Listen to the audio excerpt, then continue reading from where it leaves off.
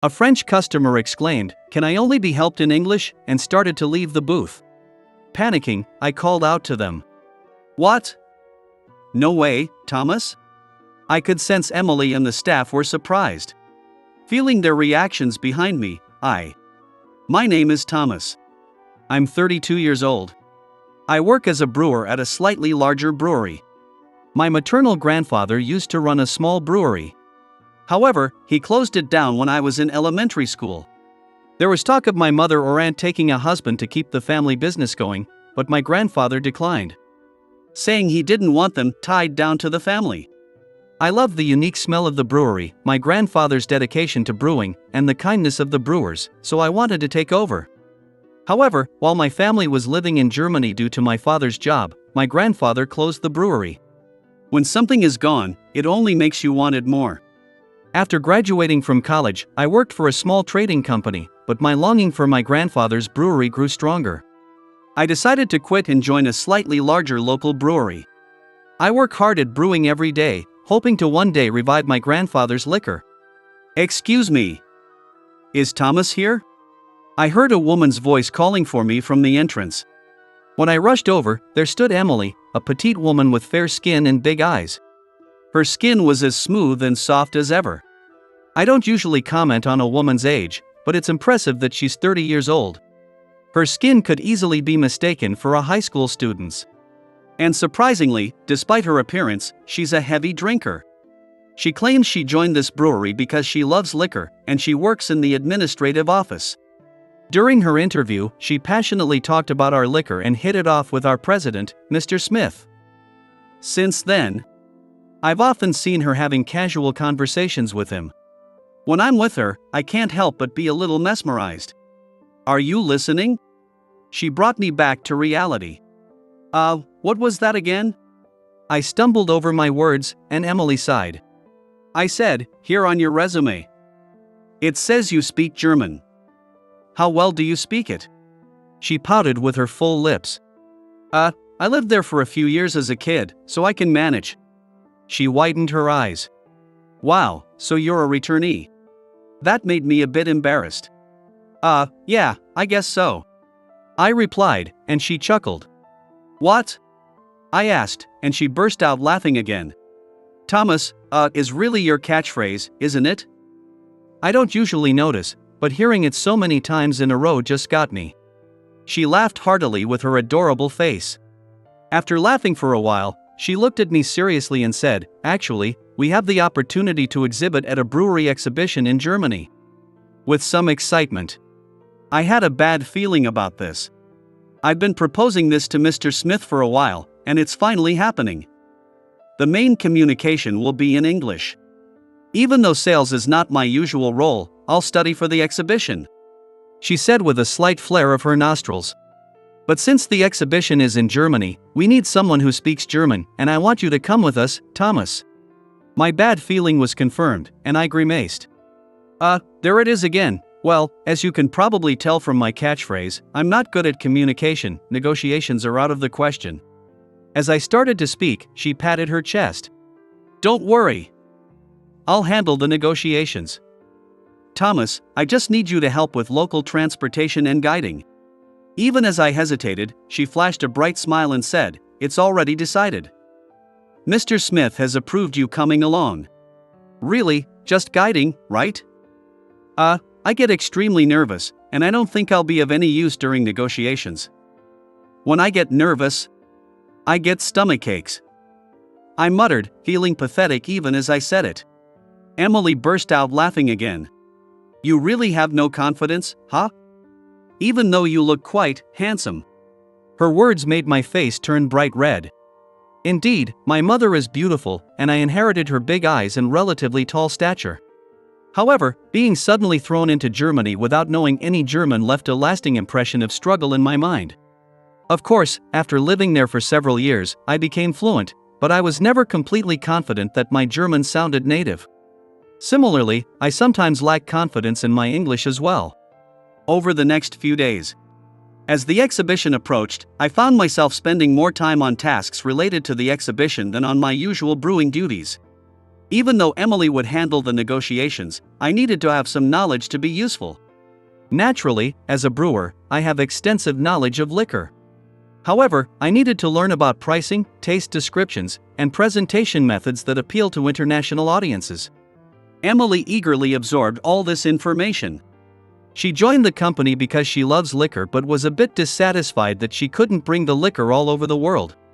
Now, a significant opportunity had come her way. If this exhibition goes well, it could boost our overseas sales. More importantly, she seems passionate about sharing her love for liquor with people from other countries. Seeing her excitement as she prepared was motivating for me as well. Finally, the day before the exhibition arrived. Emily, a few staff members, and I landed in Germany. It had been a long time, but it felt nostalgic to be in the country where I used to live. The familiar sound of German in the air added to the nostalgia. That day, we checked into our hotel, had a quick dinner to rally our spirits, and then went to bed. However, I couldn't sleep. Being unable to sleep the night before a big event has been a habit since childhood. I remembered Emily looking around with sparkling eyes in Germany. She said she would wear a classy dress for the event tomorrow. She would undoubtedly look divinely beautiful. Imagining her like that made me feel light and finally allowed me to drift off to sleep. The next day arrived. It was the day of the exhibition. I found myself hiding in the restroom at the venue. We had arrived at the venue to set up, and I was first amazed by its size. Then, I was stunned by the number of people. With over 5,000 exhibitors, my stomach churned loudly. "Are you okay?" Emily, looking elegant in her dress with her semi-long black hair styled into a bun, peered at my sweaty face. Barely, I managed to say, I think so. But when Emily, in high spirits, said, "I heard there will be over 50,000 visitors over 3 days. I want lots of people to try our liquor," my stomachache peaked. So, I ended up making trips to the restroom while preparing for the exhibition. 5 minutes before opening, I found myself locked in the restroom. Even though Emily would handle the negotiations, I had to help distribute pamphlets and offer samples with the other staff. With our small team, we might not be able to handle the crowd if many visitors came. The more I panicked, the worse my stomachache got. I took deep breaths to calm myself. Thanks to deep breathing and a trusty stomach medicine, I finally recovered and managed to leave the restroom. As soon as I saw the crowd, I felt dizzy. I almost headed back to the restroom, but I had a responsibility to the liquor I had carefully crafted. I wanted many people to taste the liquor we made. I had the same desire. Gathering my courage, I returned to our booth. Sorry for being late. When I hurried back and apologized, I noticed Emily and the other staff looking a bit dejected. While other booths were bustling, ours was empty. What happened?" I asked, and Emily slowly lifted her head. "With just English, we couldn't communicate very well." I was surprised. Emily explained that while English worked, the first group that came by was from Germany.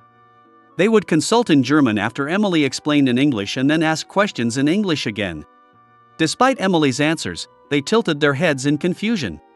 Nearby booths were filled with conversations in German.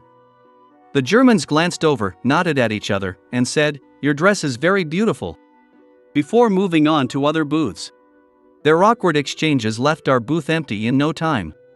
If I had been there, this might not have happened. I scolded myself internally. Get it together, Thomas.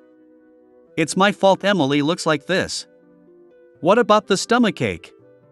The poor communication. I love the liquor I made, don't I? Promote it seriously. Then, I slapped my cheeks hard. The sound startled Emily and the staff. I exhaled deeply. Let's turn this around. I'll do the calling. Emily, please handle anyone who speaks English, I said and began calling out in German. Soon, several Germans responded. Being in Germany, there were many Germans around. They asked about our products, so I explained. Prices, quantities available for distribution, flavor profiles. I answered all their questions. Was my German coming across correctly? The response wasn't bad. I asked if they spoke English and, when they nodded yes, handed them over to Emily. The customers praised Emily's dress and listened intently to her explanations. Once people started gathering, more showed interest. This made the staffs who didn't speak English also handle the explanations. Emily was handling most of the interactions, but then I heard a small gasp. What? I quickly asked what was wrong, and she said, they're from France, and not good with English, looking flustered and pale. This exhibition allowed general visitors along with business people who could negotiate in English. My English isn't getting through, a French customer said sadly and was about to leave the booth. Panicking, I called out. What? No way, Thomas? I could sense Emily and the staff were surprised. Feeling their reactions behind me, I spoke to the French customers in French. I really only know a little. But I should be able to manage everyday conversation. I prefaced with my limited skills and spoke in French. The customers responded with smiles. At this point, the nuances didn't matter. As long as they understood our liquor was delicious, that was fine. I considered using a translation app but wanted to explain my precious liquor in my own words. I couldn't afford to say I was bad at communication. While Emily and the others widened their eyes, they continued attending to the other customers. The French customers stared at Emily. They then complimented her, saying, her skin is so beautiful. I explained what Emily had told me during preparations. A facial mask made from Liquor Lees. It has moisturizing effects that prevent dry skin and make it smooth and fine. When I shared Emily's words, they were very impressed and decided to purchase them. I instructed them to always dissolve it in distilled water and handed them a sheet with instructions in English. The French customers left delighted. We continued to assist various customers, and our business cards and pamphlets quickly depleted. When things finally calmed down, we took a short break. I quickly gulped down some water to soothe my dry throat. Emily sat down next to me. Thomas, who are you? With my tired mind, I tried to understand what she meant. You spoke Italian and Spanish too. How many languages can you speak? Her question left me a bit flustered. I'm not fluent in all of them, besides German, I lack confidence. It was just from vacations and some other things. During the years we lived in Germany due to my father's job, we traveled across Europe on holidays. While English often sufficed, many people in France and Italy preferred their native languages.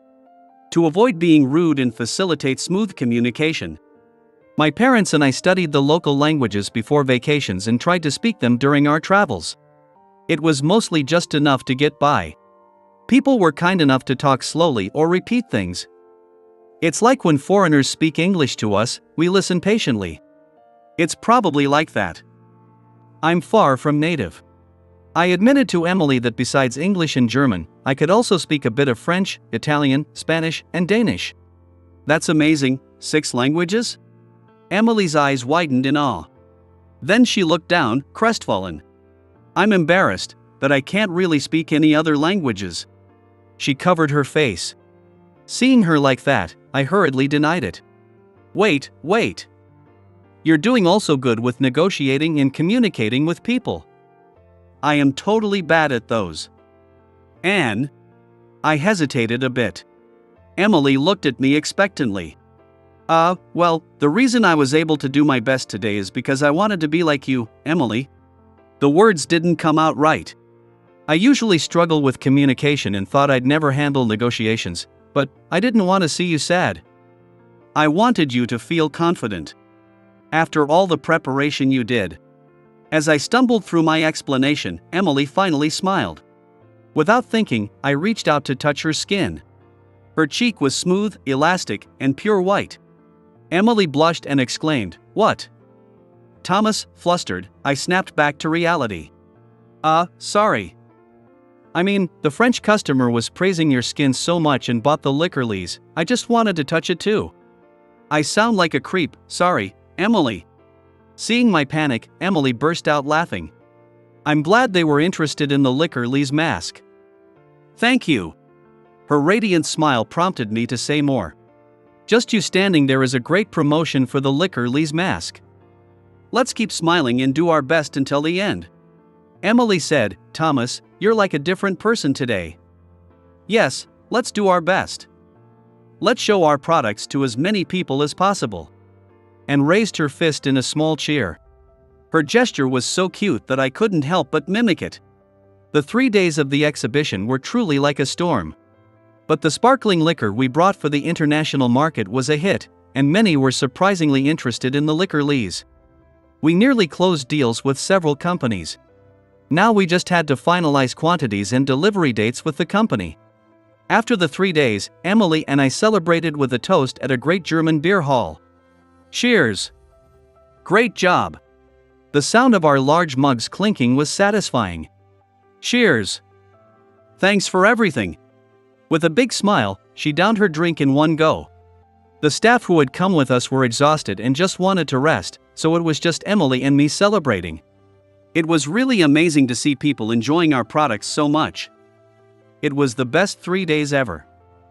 On the last day, someone even asked if we would consider opening a brewery in Germany. That would be incredible if it happens. I heard similar things too. People asked us to open a brewery in Europe. If that ever comes true, I'd like to revive my grandpa's liquor. I murmured my wish. Emily looked at me, puzzled. Oh, I mean, it might be difficult with the water and all, but my grandpa used to run a small brewery. He closed it down while we were living in Germany. I always wanted to bring that liquor back, but I don't think it's possible without him. Emily tilted her head slightly. Is your grandfather still around? I smiled. Yes, he is. He always says, I shouldn't have closed the brewery if Thomas was going to become a brewer. He's regretted it so much. I really wanted to take over his brewery, but I don't even know what his liquor tasted like. It's such a shame. In fact, I know the last bottle is carefully stored under the floor, but it must taste different now. It might have aged well, but it's probably a completely different drink. Running a brewery is tough. My grandpa had a friend who ran a brewery, and he looked forward to receiving their new liquor every year. He used to open it joyfully on New Year's Day, but then they closed down, and it stopped. What was it called again? I think it had Moon in the name. Emily was trying to recall, rubbing her forehead. Mountain Moon, I murmured. Emily clapped her hands. Yes. That's it. Wait, what? Both of us stared at each other in silence. That was the name of the liquor my grandpa made. He used to send it to his best friend to check that year's quality, I said, breaking the silence. Emily mumbled, that best friend was my grandpa? We looked at each other and gasped in amazement. No way. What a coincidence. That's amazing. Emily exclaimed. Yeah, it's unbelievable.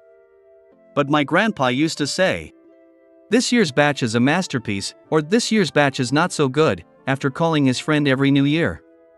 Wow, I'm getting goosebumps. I said, hugging my arms.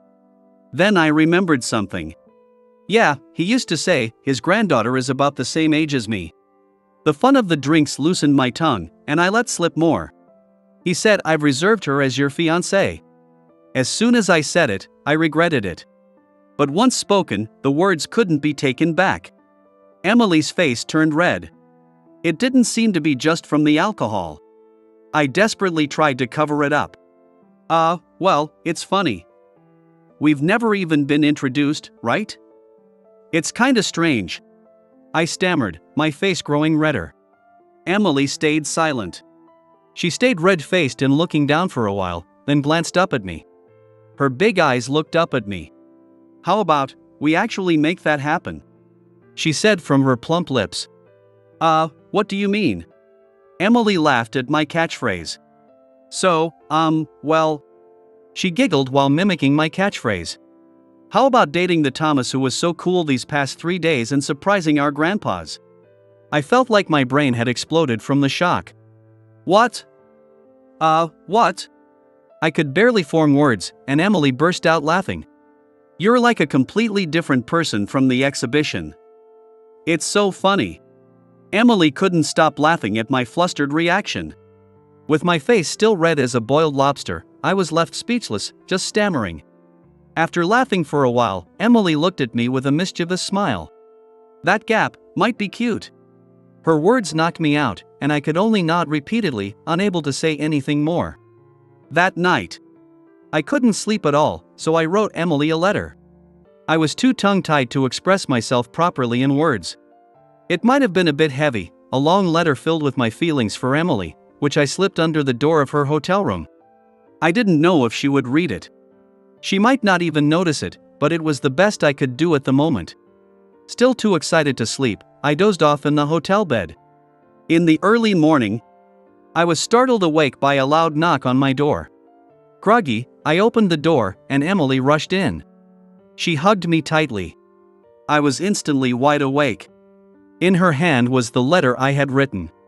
"This is the most wonderful love letter I've ever received," she exclaimed excitedly. Suddenly embarrassed, I started to say, if you've read it, could you throw it away? But she hugged me even tighter. "I'd never throw it away. I'll treasure it forever," she said firmly. Writing it down might be even more embarrassing than saying it. But seeing Emily blush and smile contentedly, I decided I would always put my important feelings into letters. The exhibition was a great success, and I gained such a lovely girlfriend. I was now the happiest I had ever been in my life. Afterward, the company was fully occupied with negotiations from abroad. We increased production, and I was busy with brewing, but dealing with international negotiations also became part of my job. Emily was also busy negotiating with overseas companies. Although the idea of opening a brewery overseas didn't progress easily, Mr. Smith asked me directly if I would help if it ever came to fruition. I declined. The truth was, I had begun to take serious steps toward my own dream. When I shared my dream with Mr. Smith, he smiled warmly and promised his full support. After that, I worked tirelessly at the company while striving to realize my dream. 10 years later, I revived my grandfather's brewery. Initially, my grandfather was adamant about not reopening it, saying it had already been closed once. So, I first went to see Emily's grandfather. Emily's grandfather said he would spare no effort if it meant reviving Mountain Moon. Surprising my grandfather with Emily, her grandfather, and me visiting him, he was extremely shocked. And he was overjoyed that the joke about making their grandchildren fiancés had become a reality. While that excitement didn't immediately lead to reopening the brewery, my grandfather gave me a condition. He said if I trained myself thoroughly at my current brewery and still had the passion, and if he remained in good health, he would consider reopening it. And so, 10 years passed. My grandfather significantly limited his beloved liquor, improved his diet, and maintained his health. Naturally, he took the lead in reviving the brewery. In his mid-80s, he remained robust, and his skills, honed over a lifetime, hadn't diminished. The liquor we produced is set to be sold nationwide and overseas through the brewery where Emily and I used to work. Today marks the day when the first batch of new liquor from the revived brewery is completed. It was carefully poured into each glass, and my grandfather took the first sip. A single tear fell from his eye. Emily's grandfather also quietly savored the first sip of the revived liquor with his eyes closed. It's probably still not quite at the level of my grandfather's liquor from back then. But in a good way, it has its own unique flavor. It's like Emily and I, and our children. Just as Emily and I, who were once merely colleagues, became a married couple. Just as my grandfather and Emily's grandfather, who were longtime friends, became true family. With the birth of our children, our family became even more lively. The liquor changes in form and flavor over time. The shape of happiness at each moment will deepen the taste of the new Mountain Moon. Tears also shone in Emily's ever-beautiful eyes. I put my arm around her shoulder and gently pulled her closer. We had been through hardships together. Yet, we supported each other with unwavering smiles. There will surely be more challenges ahead. But I hope we can overcome them with the same smiles. Listening to the cheerful voices of our children playing, I quietly wished for this.